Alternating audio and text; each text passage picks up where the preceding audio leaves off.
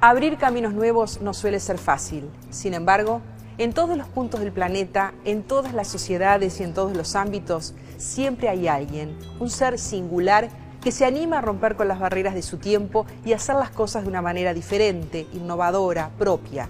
Son los pioneros. Y en el programa de hoy vamos a conocer un poco más de dos de ellos. Se trata de Paulina Luisi, la primera mujer médica del Uruguay, y Francisco Piria, un empresario con una visión como pocos. Cada uno en lo suyo, los dos lograron romper barreras y allanar el camino para los que vinieron después. Vamos a ver por qué.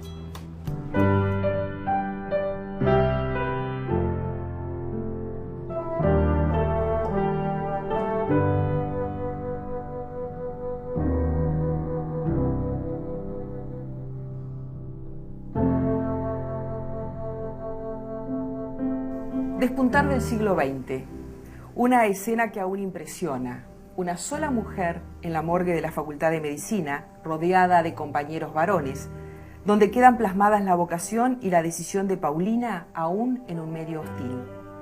Paulina, muy formal, dando una conferencia en el Partido Socialista, involucrada en el debate político de principios de siglo, trazando el proyecto de país futuro.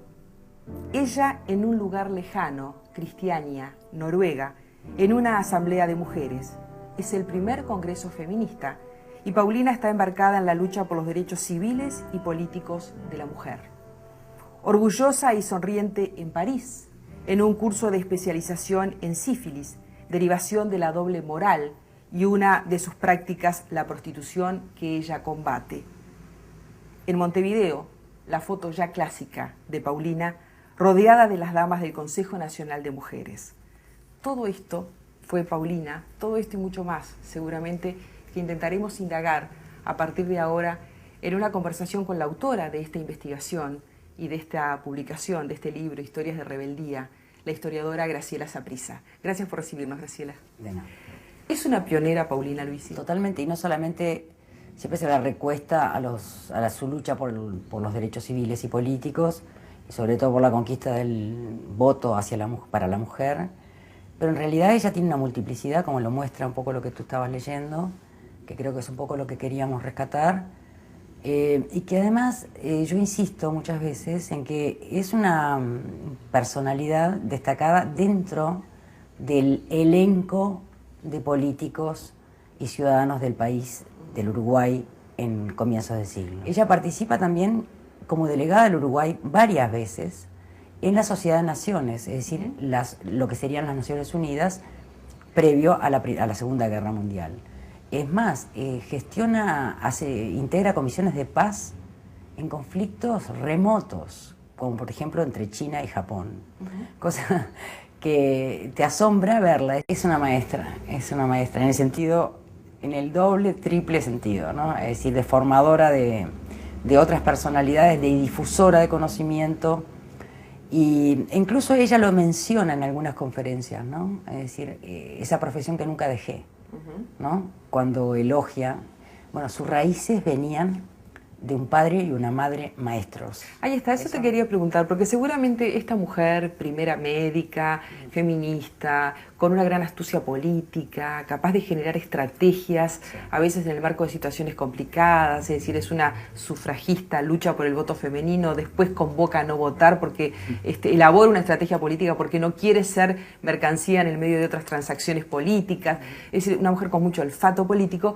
que trabajó mucho en el Partido Socialista, pero seguramente es producto también de una familia, de un tiempo y de un país, porque también sería interesante saber cómo era este Uruguay, en donde incluso hay un presidente que la manda a Europa a hacer determinadas investigaciones. ¿Cómo era la familia de las Luisi, en donde hay una primera médica, primera abogada, Clotilde, una poeta que fue Luisa? Son 7 hermanos, 5 mujeres, y casi todas las mujeres súper destacadas, ¿no?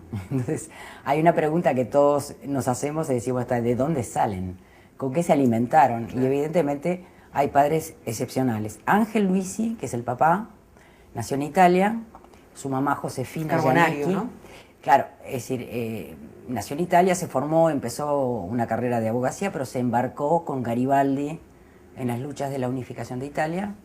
Es un carbonario, es decir, es un masón, inicialmente, un masón italiano, pero que además va con Garibaldi a Francia, participa o es testigo de la primera experiencia socialista, que fue la Comuna de París en los años 70, que fue todo un, digamos, un mito que se genera en ese periodo. Yo a veces lo he dicho, ¿no? Así ellos fueron alimentados por un padre héroe de las luchas más románticas de fines del siglo XIX. Paulina nació en 1875 en Entre Ríos, Argentina, pero a los pocos años su familia se trasladó a Paysandú, donde sus padres fundaron una escuela y continuaron con su moderno proyecto educativo. Cuando Paulina decidió estudiar magisterio en Montevideo, toda la familia se mudó con ella.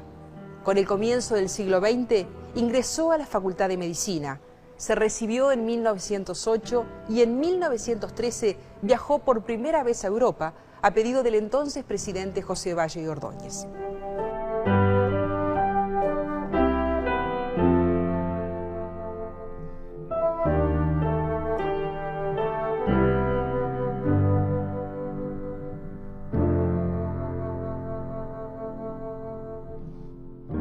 Graciela, hubo vínculo Valle-Paulina, ¿no? Sí, en el año 13, pocos años después, ella es enviada a Francia para estudiar justamente el combate, la higiene social se llamaba en ese periodo. Es decir, no era solamente el tema de la sífilis, sino también los dos flagelos de ese periodo, que eran la sífilis por un lado, pero la tuberculosis.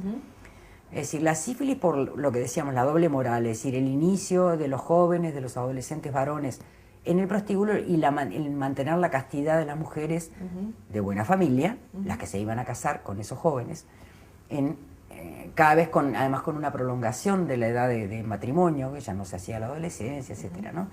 Entonces, además hay una proliferación del prostíbulo en estos años, fines del siglo XIX, comienzo del XX,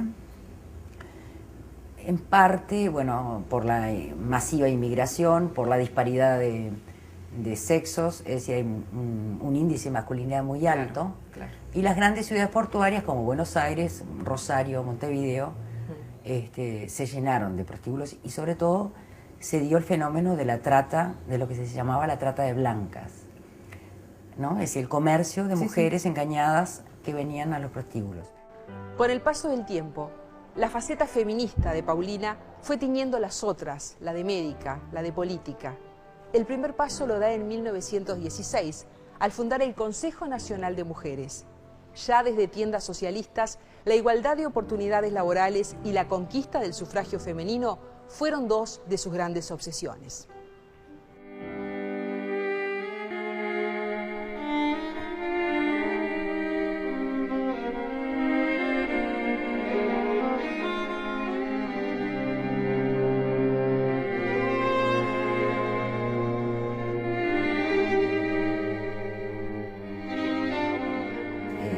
Por ejemplo, sobre el tema del trabajo también, ¿no? El trabajo de las mujeres es una reivindicación que hacen las socialistas y los socialistas en ese periodo, que la igualdad o la equiparación de derechos se consigue con el ingreso de las mujeres al mercado de trabajo. Y Paulina participa tempranamente también en los reconocimientos. Paulina va, cuando se forma la OIT, la Organización Internacional del Trabajo, años 18, 19, va a Washington a participar de una conferencia sobre el trabajo femenino. Y a contrapelo de todos, Paulina defiende que no se proteja demasiado el trabajo de las mujeres. ¿Por qué? Es una discusión absolutamente de los años 80, 90, actuales. Vigente. ¿No? Es decir, ¿por qué? Porque la sobreprotección, y ella lo dice, la sobreprotección del trabajo de las mujeres hace que los patrones no las contraten. Entonces lo que se quiere es un boomerang, ¿no? Ella lo explica con esas palabras. Entonces te encontrás muchas veces en sus escritos una actualidad de debates que la aproximan mucho a, bueno, eso de ser pionera, innovadora y muy creativa en su pensamiento, ¿no? Muy independiente.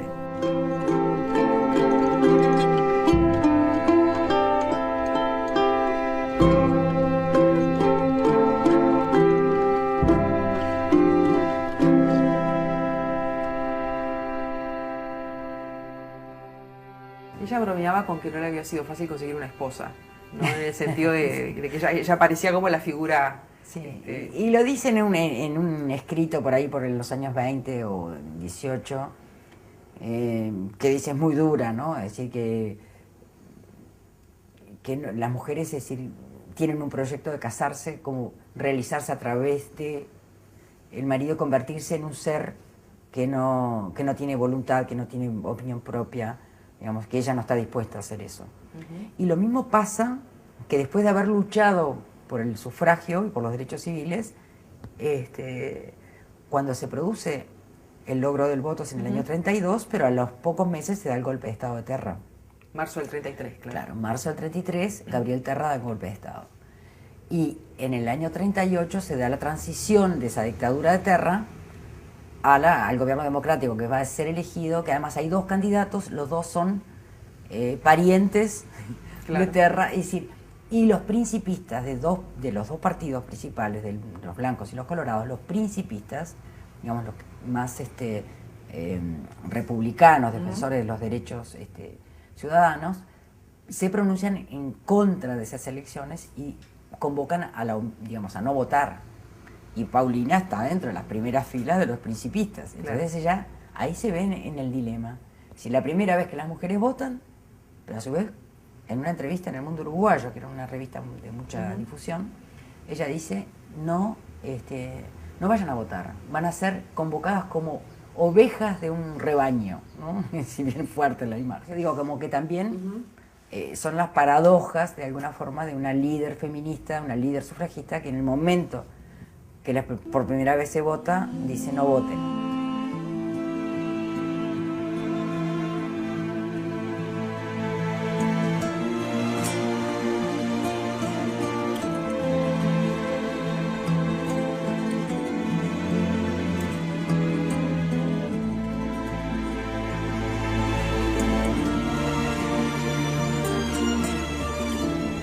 ¿Llegó a disfrutar el reconocimiento en vida? ¿Llegó a sentir que era una figura pionera?